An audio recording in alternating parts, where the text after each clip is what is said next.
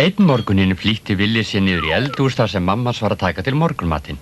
Vildirðu vera svo góð að fara inn í þorpið og kaupa handa mér tréklossa, mamma? Sagði Villi. Klossa? Hvernig datt það í hug, Villi minn? Spurði hún.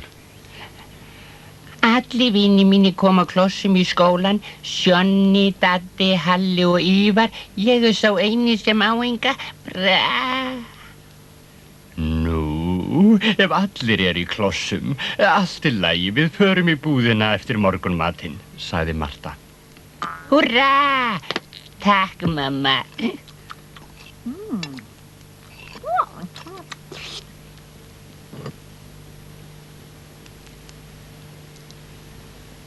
Þegar þau komu í búðina brosti herra Jóhannsson kaupmaður glaðlega til þeirra og sagði: Góðan daginn, hvað var það fyrir ykkur? Ó, já, ég ætla að fá tréklossa á hann Villa minn. Herra Jóhannsson, sagði Marta. Herra Jóhannsson brosti út að eyrum. Tréklossa, frábær hugmynd. Herra Jóhannsson leit á Villa. Ég held ég eigi einmitt á réttu, sagði hann.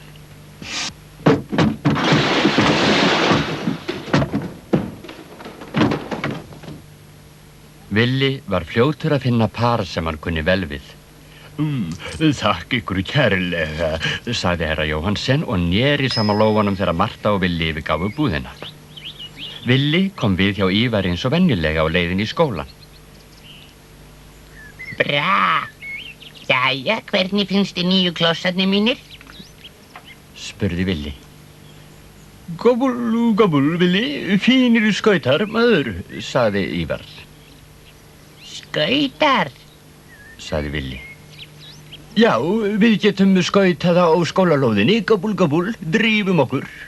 Og þeir fóru sem leið lágu gegnum þorpið og í skólan þar sem vinirnir biðu allir í klossum. Þeir skemmtu sér vel og bjuggu til hófadin eða renndu sér fram og aftur skólalóðina.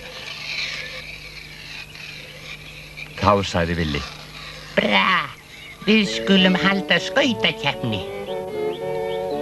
Já, svöruðu þeir allir.